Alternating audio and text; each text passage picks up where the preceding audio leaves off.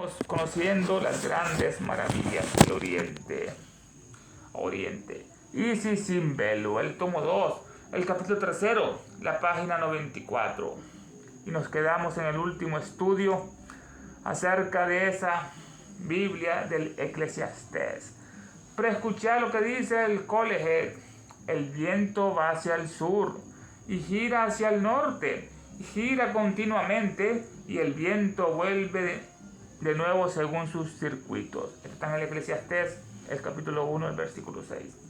Ese viento que decían que lo producía el gran Boreas, que estaba el hiperbóreo o Eolo, que tenía encerrados los vientos en una cueva, y cuando los liberaba venían las grandes tempestades, huracanes. Ese viento viene del norte y el viento se produce, porque hay viento, se produce por el movimiento de rotación de la Tierra. Si se mueve, crea este viento. Los antiguos decían que era Eolo o el gran Boreas que producían todos esos vientos helados del norte. El viento viene del norte y va hacia el sur y gira de nuevo al norte, gira continuamente y el viento vuelve de nuevo según sus circuitos.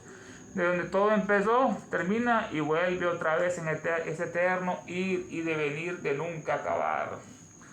Todos los ríos desembocan en el mar, pero el mar no se llena, no rebosa. Al lugar de donde vinieron los ríos, allí regresan para correr de nuevo. Eclesiastés, el siguiente versículo, el capítulo 1, versículo 7. Primero fueron los vientos, ahora vamos con los ríos. Todos los ríos desembocan en el mismo océano. Es una gran verdad, todos desembocan en el mismo gran océano. Y el océano no se llena. Hasta aquí llegarás, le dijeron al océano. Al lugar donde vienen los ríos, de donde salen los ríos, vienen las grandes montañas, ahí regresan para correr de nuevo. Cuando se evaporan y forman las grandes nubes, van hacia arriba, se condensan y se convierten de gas a líquido y comienza ese milagro que es la lluvia. La filosofía de la distribución del calor y de la humedad por medios de corrientes ascendentes y descendentes entre el Ecuador y los polos norte y el sur tiene un origen muy reciente. Pero aquí ha estado el indicio pasado ha desapercibido en nuestro libro más familiar, lastimosamente, esa oscura Biblia. Durante casi 3000 años, e incluso ahora citarlo, nos vemos obligados a recordar el hecho de que Salomón era un cabalista. Y en los textos mencionados arriba, simplemente repite lo que fue escrito miles de años antes de su tiempo. Eso es lo que pasó en ese conocimiento. El Eclesiastés hablaba de los vientos, el ciclo del viento y el ciclo del agua. Dice que la sabiduría de esa distribución del calor y de la humedad por medio de las corrientes ascendentes y descendentes entre el Ecuador y los polos tiene un origen muy reciente, esa teoría. ¿Cómo se distribuye el calor? El calor, sabemos, es una forma de energía que se transfiere debido a una diferencia de temperatura. Es energía. ¿Cómo se transfiere? Por la luz, no por el sol. ¿Qué se transfiere el calor? Debido a una fuente de energía que transfiere debido a una diferencia de temperaturas. Y la humedad es el agua que está vaporizada, se mezcla con el aire y puede impregnar cuerpos, esa humedad. Esta teoría de la distribución del calor en la Tierra y la humedad por medio de las corrientes ascendentes y descendentes, están los polos norte, el Ártico, el polo sur, el Antártico, y hay una corriente del viento que provoca lo que es el calor y la humedad, tanto en los trópicos como en los polos. Así que la distribución de calor y humedad por medio de las corrientes ascendentes y descendentes entre el Ecuador y los polos tiene un origen muy reciente. Pero aquí ha estado ese indicio pasado desapercibido en nuestro libro más familiar, en esa horripilante Biblia, durante casi 3000 años en el Eclesiastés, e incluso ahora al citarlo nos vemos obligados a recordar que el hecho de que Salomón era cabalista, Salomón, también quiere decir el sol de tres maneras, Amón. Era cabalista Salomón, era un gran depravado, una bestia como David. Mandó matar al esposo Urías para quedarse con Betsabé y nació este engendro, esta bestia de Salomón. Salomón tuvo más de 1000 rameras, prostitutas y mujeres. La Biblia es un libro depravado, es un libro que degenera y es el culpable de toda situación que hay en África y América, esa maldita Biblia o el Corán. Fuego es la solución. Y en los textos mencionados arriba, simplemente repite Salomón lo que fue escrito miles de años antes de su tiempo. Aislados como están de la acumulación de los hechos de la mitad del universo. Esos científicos están aislados como están de la acumulación de hechos de la mitad del universo, y que los eruditos modernos, nuestros científicos más importantes, son naturalmente incapaces de construir un sistema de filosofía que les satisfaga a ellos mismos y mucho menos a las demás personas. Son incapaces de producir como el Cusco, eran incapaces los españoles de producir un muro como el Cusco, incapaces. Aislados como están los científicos occidentales de la acumulación de los hechos de la mitad del universo, esa acumulación de los hechos, pero no conocen Oriente, solamente caen en Occidente, no se complementan, están aislados acerca de esto y de los hechos de la mitad del universo, y que estos modernos científicos, eruditos modernos más importantes, son naturalmente incapaces de construir un sistema de filosofía que les satisfaga a ellos mismos y mucho menos a los demás. No pueden hacer ese sistema de filosofía, tienen muchos errores porque son muy ignorantes. Son como los hombres que trabajan en una mina de carbón todo el día, que trabajan todo el día y solo salen por la noche, siendo por ello incapaces de apreciar o comprender la belleza y la gloria de la luz del sol. Para ellos, la vida se mide por la duración de la actividad humana, y el futuro presenta a su percepción intelectual solo un abismo de oscuridad. Qué bello ejemplo de nos transmite Elena, muy parecido al de la caverna platónica, que está en la República, del iniciado aquel, el divino maestro de Aristóteles. Nos pone el ejemplo de estos hombres que trabajan en una mina de carbón, están buscando carbón o metales, trabajan todo el día y solo salen por la noche de la mina, entonces no aprecian la luz del sol, siendo por ello ellos incapaces de apreciar o comprender la belleza y la gloria de la luz del sol. Así están los científicos, trabajan en la oscuridad y no se dan cuenta de la gloria y la belleza de la luz del sol. Esa belleza o esa gloria, que son las grandes cualidades, unas buenas acciones de salud del sol que transmite el calor. El calor, la luz es energía, y el fenómeno de color es una interacción entre la energía y la materia. La luz es energía que desprende el sol, y el fenómeno del color que percibimos en el prisma del rojo al violeta es una interacción entre la energía y la materia. Eso es el color, energía y materia, una interacción que es muy bella para nuestra mente. Para ellos, para los científicos, la vida se mide por la duración de la actividad humana. Solo creen, son bien materialistas, son bien escépticos, solo creen en lo que ven, solo creen en la vida física. Qué triste vida esta, ¿no? Y la vida de ellos es un azar, en un protoplasma, y la vida se mide por la duración de la actividad humana. Y el futuro para ellos presenta, como no creen en la reencarnación, no creen en el nirvana, presenta su percepción intelectual solo un abismo de oscuridad. Qué fea vida. No hay un abismo de oscuridad en la noche, no tienen por eso esperanza de un mundo mejor. Ninguna esperanza de una eternidad de investigación, logros y placer consecuente. Suaviza las asperezas de la existencia presente. Y no se les ofrece ninguna recompensa por el esfuerzo excepto el de ganarse el pan de cada día. Y la vaga y sombria e inútil fantasía de que sus nombres no serán olvidados hasta dentro de algunos años, después de que la tumba se haya cerrado sobre sus restos. Es la percepción de Occidente, de estos materialistas científicos. No hay ninguna esperanza de una eternidad de investigación, de un mundo mejor. No hay esperanza de una eternidad de investigación, que es lo que usted está eternamente investigando, descubriendo los misterios de la naturaleza. Ninguna esperanza de una eternidad de investigación, de logros y placer consecuente que lleva a esto, ¿no? Lograste hacer esto, investigaste y obtuviste logros y placer consecuente. No hay nada de esto que suavice las asperezas de una existencia presente, que es la vida de estos científicos, de estos materialistas occidentales.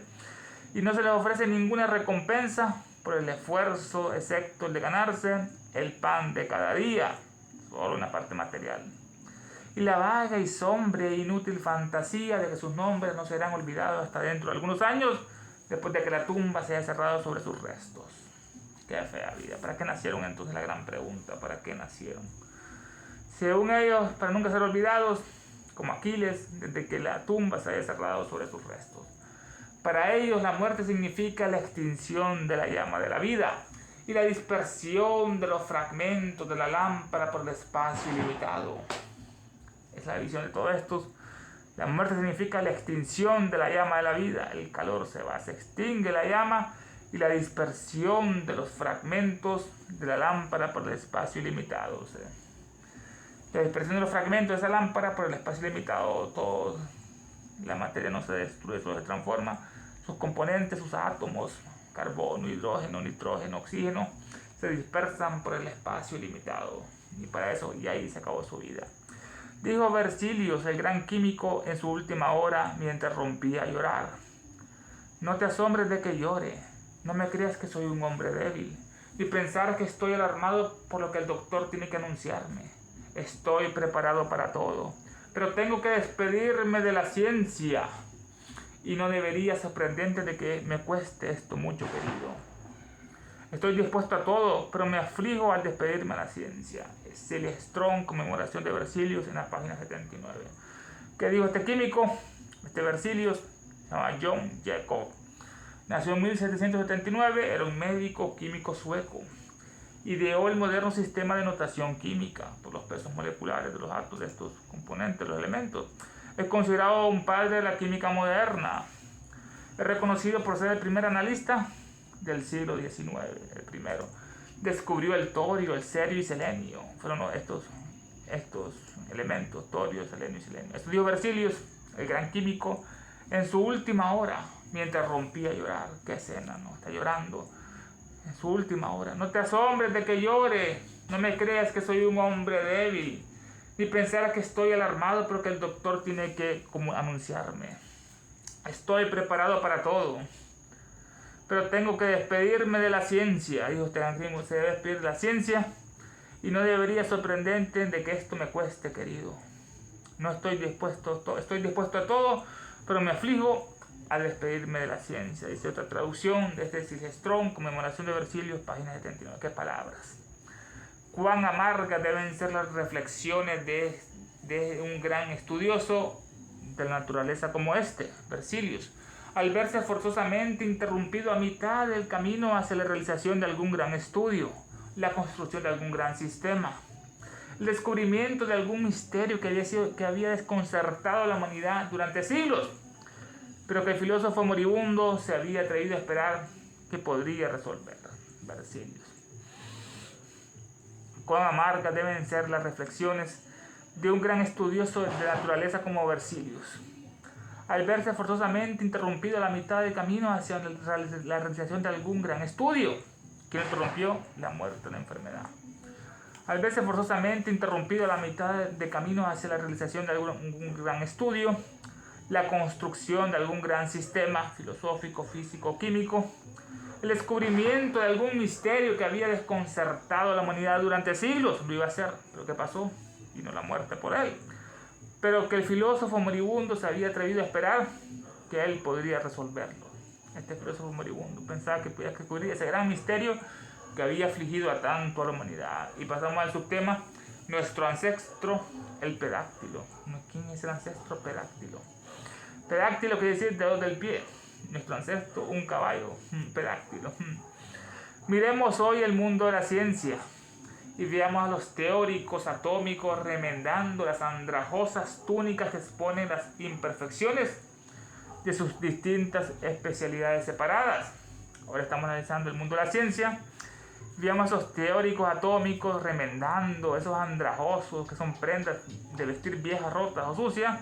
Están remendando las andrajosas túnicas de la teoría atomista que exponen las imperfecciones de sus distintas especialidades separadas. Están separadas la física, la química y la fisiología. No, todas están separadas según sus distintas especialidades separadas.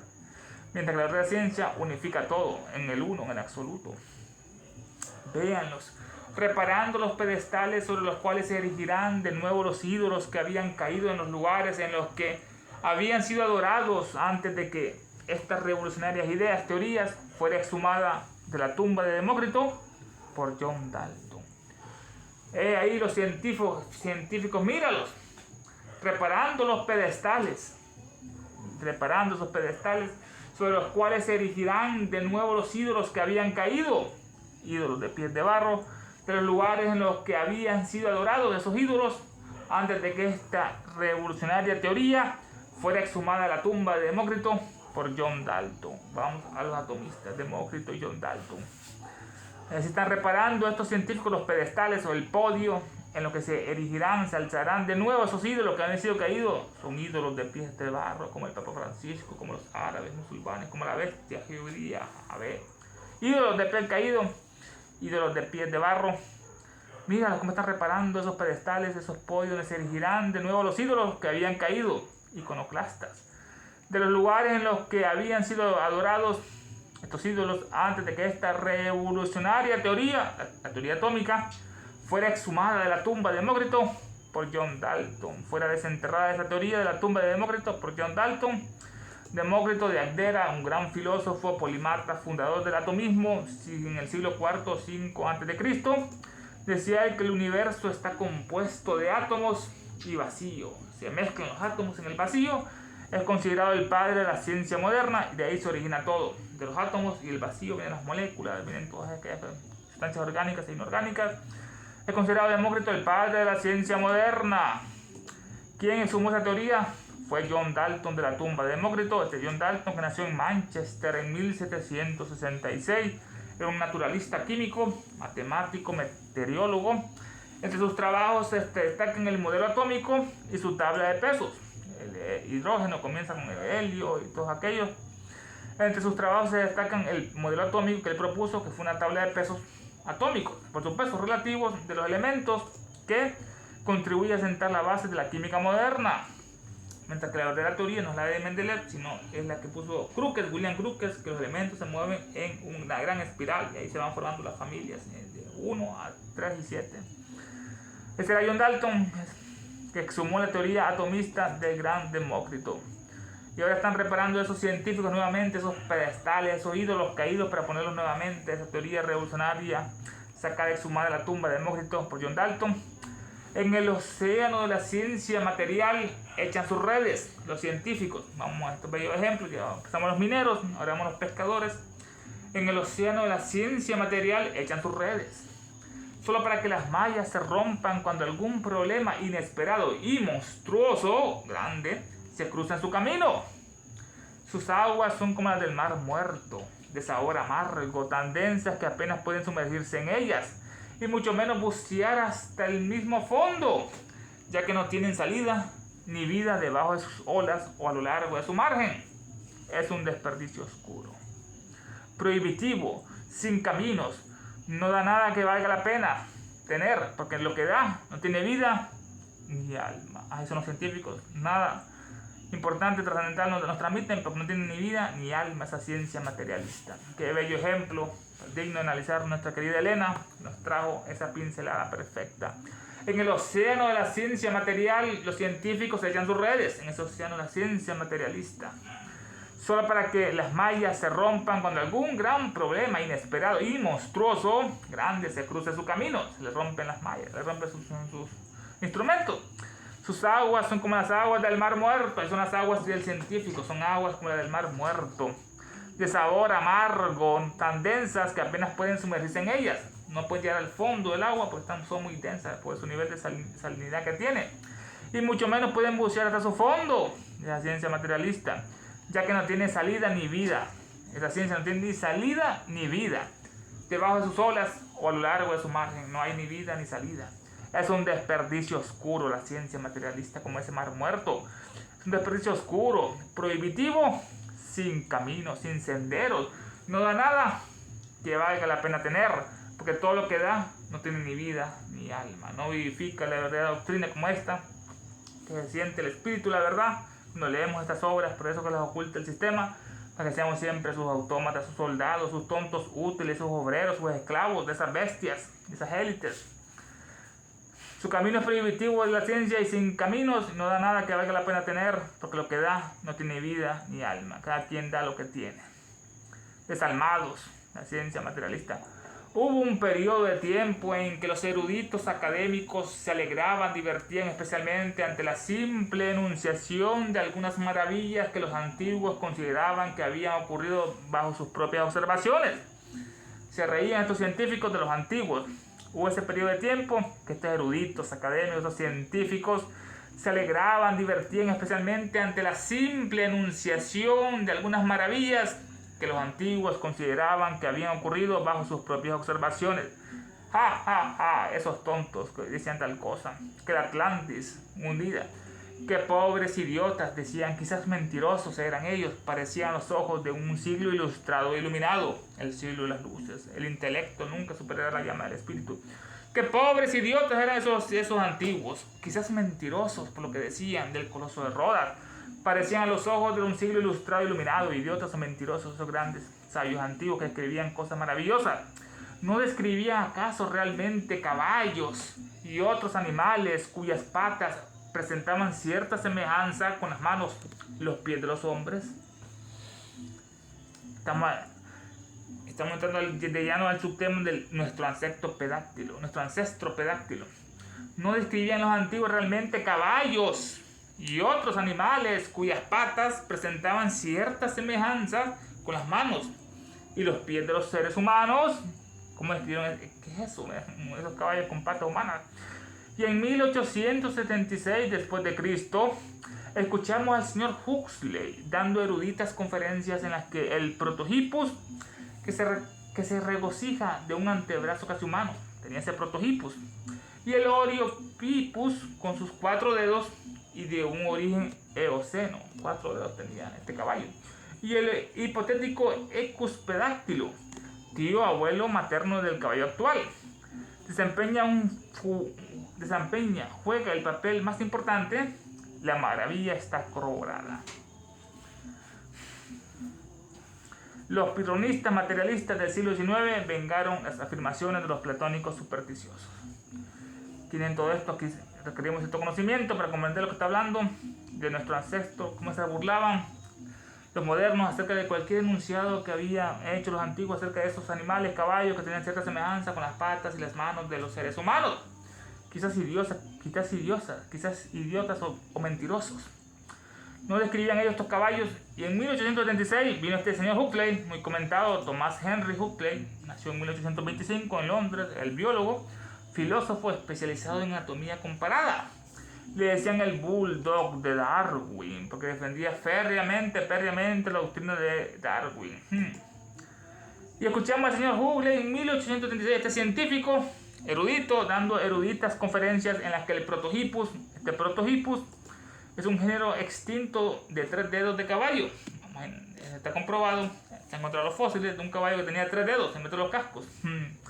Así que Huxley lo describe en su anatomía comparada, este Protohippus, un número 1, que se regocija en un antebrazo casi humano que tenía. Tenía un antebrazo casi humano ese caballo. Y el Oreohippus, con 4 dedos, este Oreohippus es un caballo de montaña que vivió hace 50 millones de años. Caballo de montaña, tenía 4 dedos y tenía un origen eoceno. El eoceno quiere decir el nuevo amanecer eoceno. Se formaron los animales que iban a poblar la Tierra en el eoceno. Comenzó hace 56 millones de años, ese periodo del océano. Y también hablaba no solo de este Protohippus y este Oreohippus, también del hipotético Equus pedáctilo. Este Equus es el caballo del dedo del pie. Tiene un caballo con una pata con un dedo del pie. Tiene los cascos. Y también habla de este hipotético Equus pedáctilo. Equus es caballo, pedáctilo con el dedo, que era el tío abuelo materno del caballo actual. Desempeña juega el papel más importante acerca de esto, que lo comprobó, que los antiguos decían la verdad acerca de cuando describían esos animales. No se rían, científicos, ríanse de ustedes, mejor dicho. Desempeña un papel tan importante el Equus pedáctilo. La maravilla está corroborada. Sentencia. Los pirronistas materialistas del siglo XIX vengaron las afirmaciones de los platónicos supersticiosos. Estos pirronistas eran una escuela de escepticismo fundada por Pirrón en el siglo IV a.C. No creían en nada, ¿no? Viajó a la India con el ejército de Alejandro Magno, Pirrón, y estudió con los magos y con los yogis gimnosofistas. Esos eran los pirronistas. Era una escuela de escépticos, de no creyentes, fundada por Pirrón en el siglo IV a.C. Viajó a la India con el ejército de Alejandro Magno, que querían conquistar la India y no pudieron con los grandes yogis, ellos eran grandes maestros de la guerra. Estudió con los magos y los gimnosofistas Pirrón, después fundó su escuela escéptica materialista. Estos pirronistas modernos materialistas del siglo XIX vengaron, los seguidores de Huxley, vengaron las afirmaciones que habían hecho los platónicos supersticiosos. llamados por ahí así, supersticiosos estos platónicos que decían la verdad acerca de esos caballos que tenían similitudes con las patas y las manos de los seres humanos. Se vengaron. Los gobemouches antediluvianos. Los gobés son aves que se alimentan de insectos.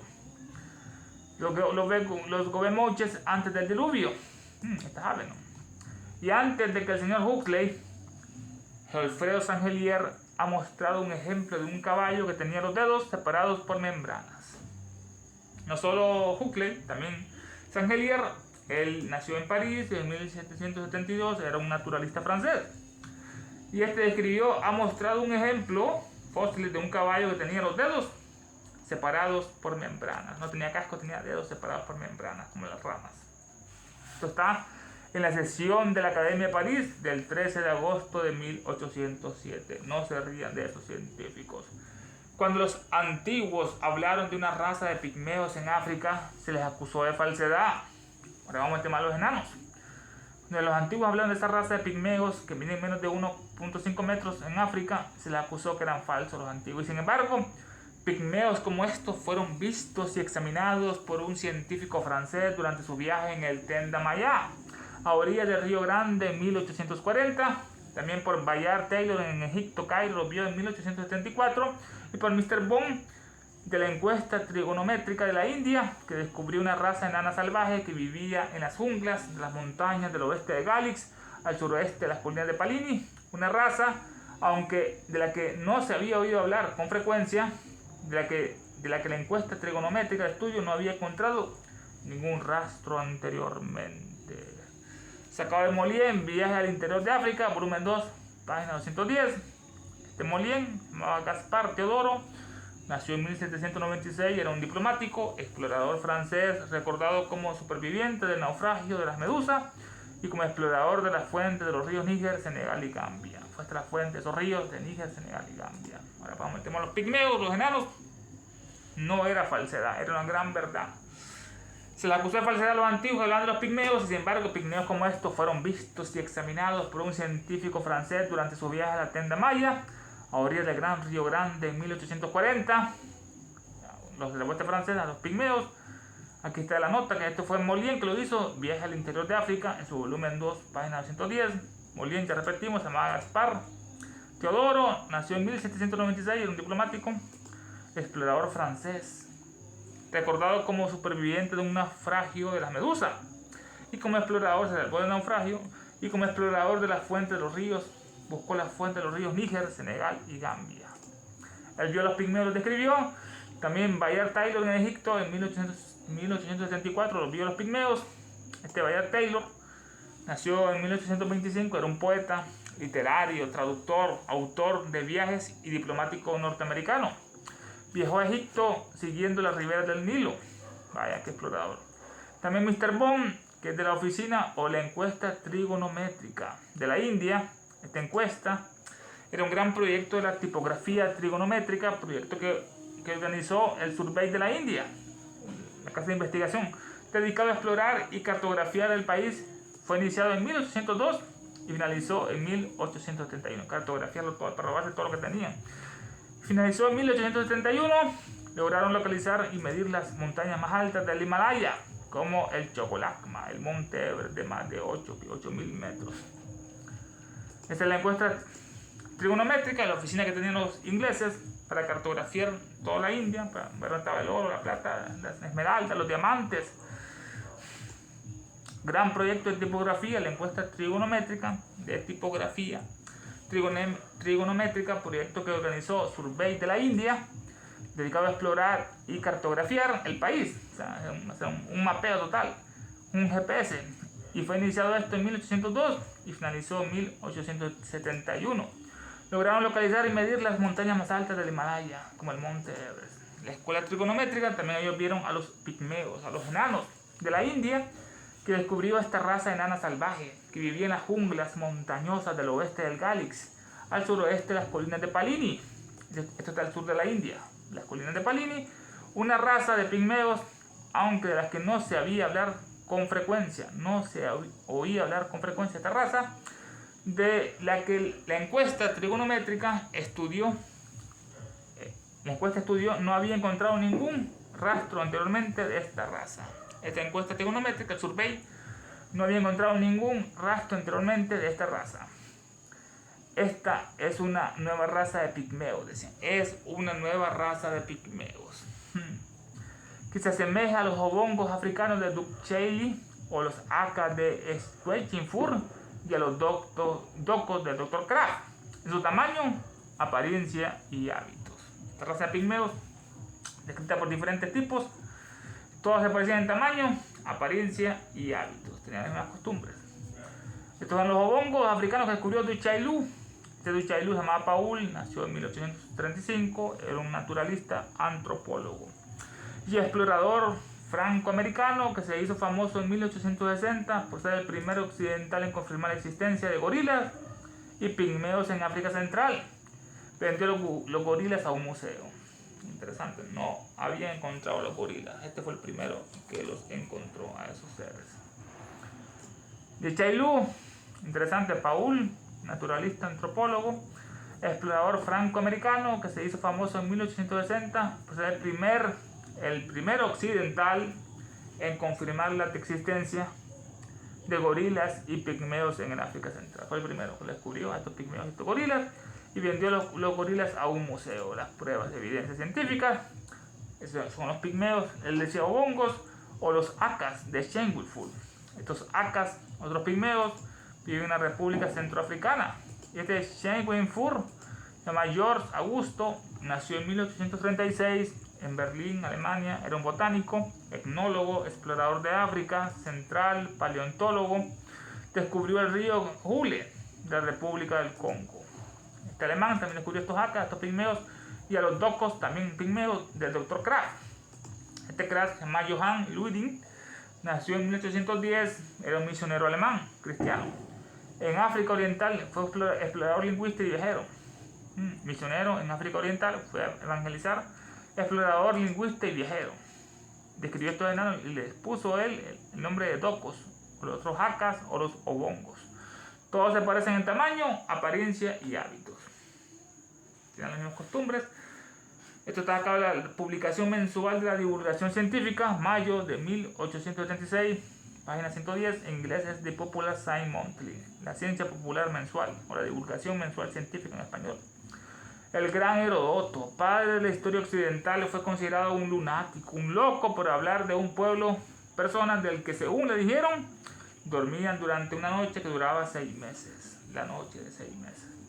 Así que Herodoto, este historiador que nació en el 425 a.C., era un geógrafo, historiador, considerado padre de la historia occidental. Herodoto fue considerado como un lunático por hablar de un pueblo, personas del que, según le dijeron, ese pueblo dormían durante una noche que duraba 6 meses.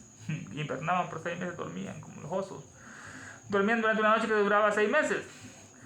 Si explicamos la palabra durmieron, por un fácil malentendido, será más que fácil explicar el resto como una alusión a la noche en las regiones polares, que dura 6 meses y el día dura 6 meses. Imagínense, una noche de 6 meses como pasa allá en el polo ártico y el antártico.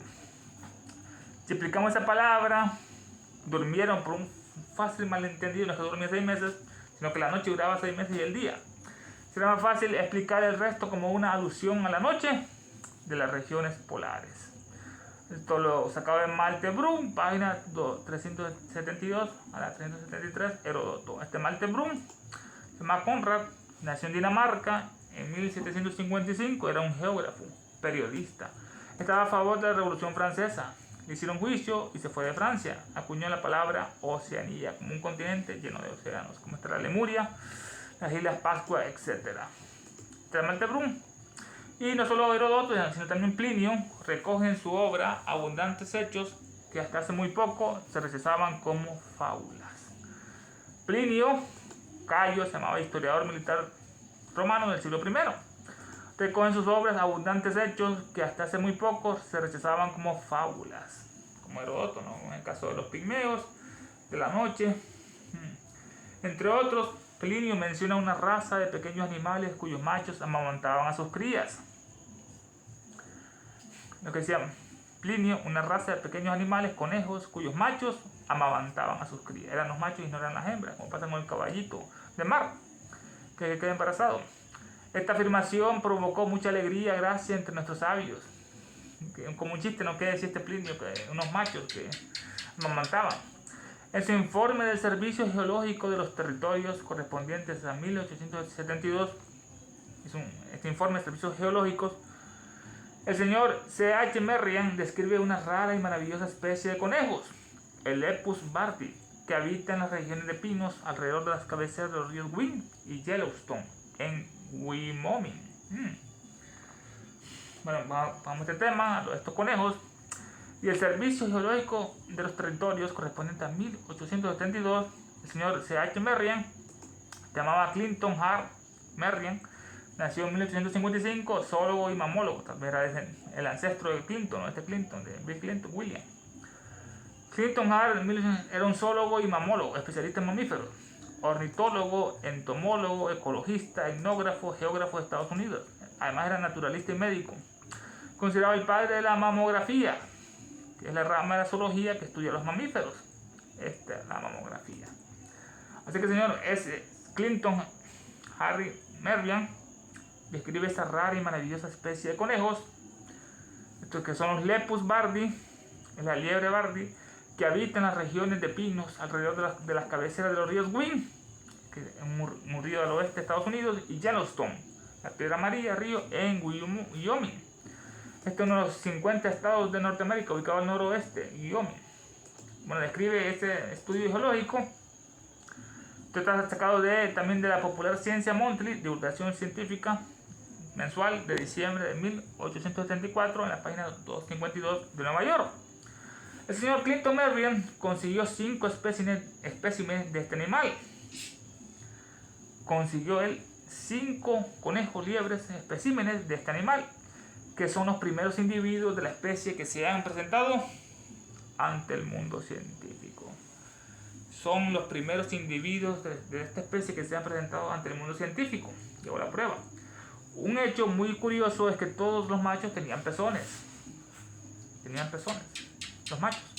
Y participaban en la lactancia de sus crías. Los amamantaban los conejos. Los machos adultos tenían grandes pezones llenos de leche. Y el pelo alrededor del pezón de uno estaba húmedo, mojado y pegado a él. Lo que demuestra que cuando fue capturado, este conejo había estado amamantando a sus crías. Así que no hay que reírse de lo que decían estos especímenes de Plinio, cuyos machos amamantaban a sus crías. Así que lo comprobó la Sociedad Geológica de Estados Unidos con esas liebres que fueron presentadas de evidencia. El señor Clinton Merriam consiguió estos 5 especímenes de este animal, los examinaron, que son los primeros individuos de la especie que se han presentado ante el mundo científico.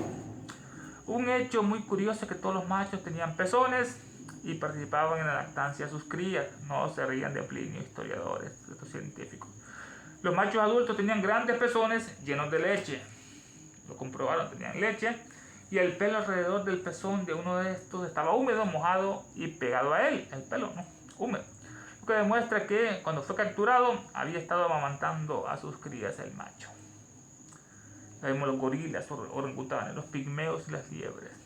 En el relato del cartaginés de los primeros viajes de Jano, se encontró una larga descripción de gente de pueblos salvajes, cuyos cuerpos eran peludos y a quienes los intérpretes llamaban gorilas, los gorilas. Están en griego, como están escritos, como dice el texto, implicando claramente con ello que estos hombres salvajes eran monos. Esto es sacado del periplo de Jano. Vamos a otra parte muy interesante de la historia. Esta obra es una delicia.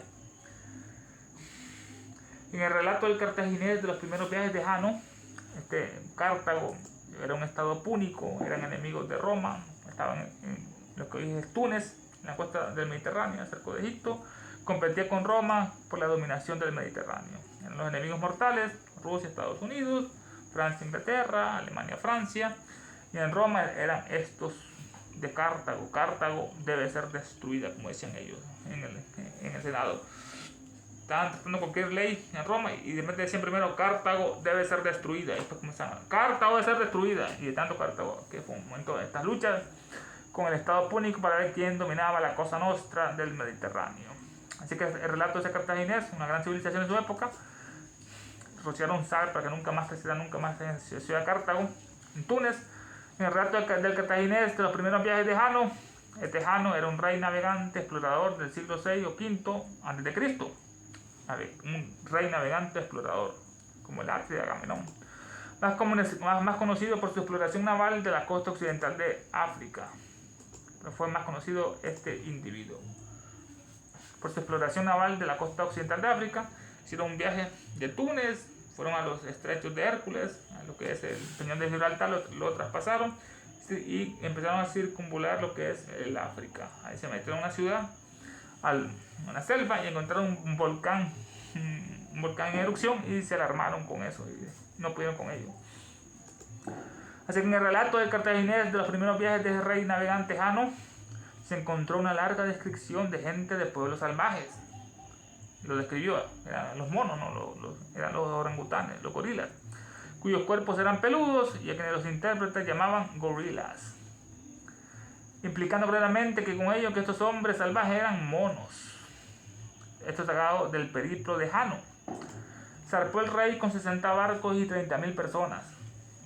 Qué gran aventura, qué epopeya, ¿no? Zarpó con 60 barcos y 30.000 personas. Jano. Esto es histórico. Traspasaron las columnas de Hércules y fundaron ciudades. Encontraron volcanes antiguos y monos gorilas que decían que eran mujeres peludas. Todo no era realidad. Lo que decían estos antiguos no era algo moderno. Que los monos, ¿no? Que decían que fueron aquellos de arriba occidentales que lo descubrieron. Jano, qué periplo. 30.000 personas y 60 barcos fundaron ciudades, encontraron volcanes activos y a los monos los encontraron. Y entramos al subtítulo: La Atlántida sumergida. Atlantis, revélate a nosotros, gran Poseidón. Hasta nuestro siglo actual, la declaración fue considerada como historia ociosa, y Dowell rechazó por completo la autenticidad del manuscrito y su contenido. Este relato de Jano. En nuestro siglo actual, esta declaración fue considerada como una historia ociosa, ¿no? Como Pompeya, el hundimiento de Pompeya, el Vesubio, como la invasión a Troya, que no eran cosas literarias sino históricas. Y Dowell rechazó por completo la autenticidad del manuscrito y su contenido. De Dowell era Henry, nació en Dublín, Irlanda, en 1641, era un filólogo, historiador, teólogo, profesor de historia en la Universidad de Oxford. Tenía un buen bagaje. Henry, filólogo. Y Dowell rechazó por completo la autenticidad del manuscrito de Jano y su contenido. El original estaba suspendido en el templo de Saturno en Cartago. Falconer dio 2 disertaciones sobre él, y esta, de acuerdo con Bougainville, en referirlo al siglo VI antes de la era cristiana, ver los fragmentos antiguos de Cori. El relato de Jano, el original del periplo de Jano, estaba suspendido en el templo de Saturno, para que todo el mundo lo leyera, en el templo de Saturno, Cronos, que era el tiempo, que venció a Urano, que era el cielo. Estaba en el templo de Cartago, el manuscrito original del periplo del rey Jano. Falconer dio 2 disertaciones sobre él, dio 2 conferencias. Falconer era Tomás Falconer, nació en 1805, era un jurista explorador, miembro de la Sociedad Geográfica Real, miembro de la Sociedad Geológica de Londres. Falconer, no era un científico. Dio 2 conferencias sobre el manuscrito de Jano, el periplo, y está de acuerdo con Bougainville en referirlo al siglo VI antes de la era cristiana como hecho histórico, como Bougainville. Se llama Luis Antonio, nació en 1729, era un francés militar, explorador, navegante, hizo la primera circunnavegación francesa. Destacó por su descripción de Tahití, allá en Oceanía. Fue un político, escritor de viajes marinos, oficial naval y trotamundos. Así que Bougainville, como lo hace Falconer, que dio 2 conferencias sobre el periplo de Jano, dice que está de acuerdo en referirlo al siglo VI antes de la era cristiana, como un hecho histórico, no un cuento, ver los fragmentos antiguos de Cori. Cori se llama Isaac Preston, muy comentado en esta obra. Isaac Preston nació en 1802. Cori era un anticuario británico, le gustaban las cosas antiguas, coleccionista de libros, que recopiló fragmentos antiguos y los publicó. El último comentarista y traductor moderno de las obras del gran Platón atribuye a la célebre Atlántida a una de las nobles mentiras de Platón. Estamos al tema, la Atlántida ahora, digamos los gorilas, Jano. El último comentarista, que toda la filosofía occidental son las notas a pie de letra de Platón, decían en los grandes sabios, ¿no? Son notas porque Platón lo trató todo. El gran iniciado de la quinta ronda. El último comentarista y traductor moderno de las obras de Platón atribuye la célebre Atlántida que él menciona en el Critias a una de las nobles mentiras del gran Platón. Qué barbaridad, ¿cómo decir esto? Platón, el iniciado del juramento sodaliano, Atlántida. Esto lo dice el profesor Howell, que fue el último comentarista y traductor moderno de Platón. Este Howell Benjamin nació en 1817, británico, traductor de Platón. Era un clérigo anglicano, teólogo, profesor de la Universidad de Oxford, tutor y reformador. Así que Howell decía que la Atlántida que menciona Platón, todo lo que Platón decía era verdad. Dice que era una noble mentira de Platón para escribir un hecho de la fortaleza de los griegos, ¿no? Cuando le contó a Solón, el sacerdote egipcio: oh Solón, ustedes son siempre niños, no hay ancianos que les hagan entender lo que es su verdadera doctrina. Que preguntaron el origen al griego, él dijo: no, como de Adán y Eva nació no sé quién, que Caín y Abel, una estupidez. Y el sacerdote: ustedes los griegos eran siempre niños, no hay adultos, ancianos que les interpreten la historia. ¿Cómo hacer una mentira de Platón? Lo de Atlántida es una gran verdad, solo que como iniciado no podía decirlo todo. Hablar de la Atlántida o Lemuria, Poseidonias. Incluso la franca admisión del filósofo en el Timeo de que dicen que en su tiempo los habitantes de esta isla Poseidonia conservaron una tradición transmitida por sus antepasados sobre la existencia de la isla Atlántica de una magnitud prodigiosa. Era un continente. Nos salva el gran maestro de la imputación de falsedad por parte de la infalible escuela científica moderna. Lo sacaba sobre la historia de Marcelo, historia etíope. Así que eso fue lo que decía el comentador en este punto. Incluso la franca admisión que hizo el filósofo en el Timeo, que es un diálogo de Platón, que es la cosmogénesis, lo describe Platón con sus amigos Sócrates, ya eran otros sabios y comenzaron a decir cómo se formó todo el universo. El Timeo es la cosmogénesis de Platón. Ahí hace una franca admisión del filósofo. Dicen que en su tiempo los habitantes de esta pequeña isla que se hundió hace casi 12.000 años, Poseidonias, que era la capital, que fue el último vestigio de este gran continente, dicen que en su tiempo los habitantes de esta isla Poseidonia, que era el último resto del gran continente, conservaron una tradición transmitida por sus antepasados sobre la existencia de la isla Atlántica. Era un continente, no era una isla, de una magnitud prodigiosa, como es esto, África o América.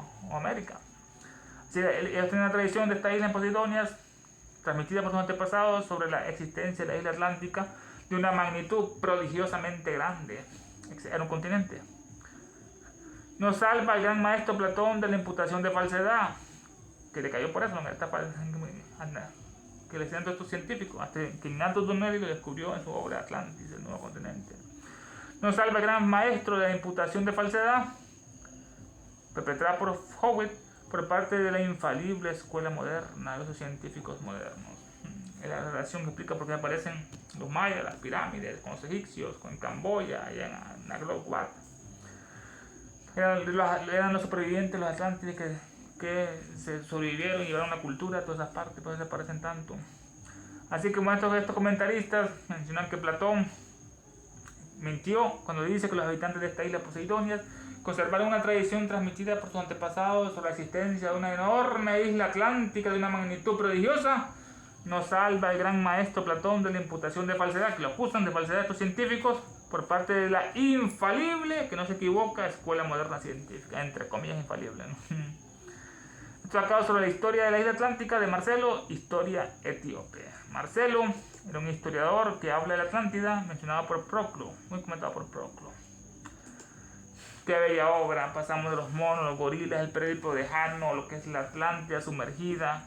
Solo Elena nos transmite este conocimiento, esta sabiduría, que por eso que el mundo la oculta tanto, pero no darse cuenta que todos son una gran falsedad, son ídolos de pies de barro, Jehová, Alá. Esas religiones falsas no sirven para nada, igual que la escuela materialista. Se llama la parte culminante del estudio de esta noche, que lo vamos a cerrar con las siguientes evocaciones.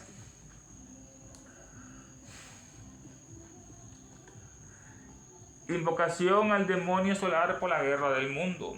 Nos inclinamos con devoción y reverencia ante la sagrada presencia invisible del diablo en el universo, el logo central universal, nuestro logo solar, la jerarquía satánica diabólica, Nuestra Señora Blavatsky, la madre del mundo, la del señor Buda, el Manu Vaisabhata, el Bodhisattva señor Maitreya, los Mahachohan, el Mahasura, los 7 Chohanes, los diablos maestros de la gran fraternidad oscura.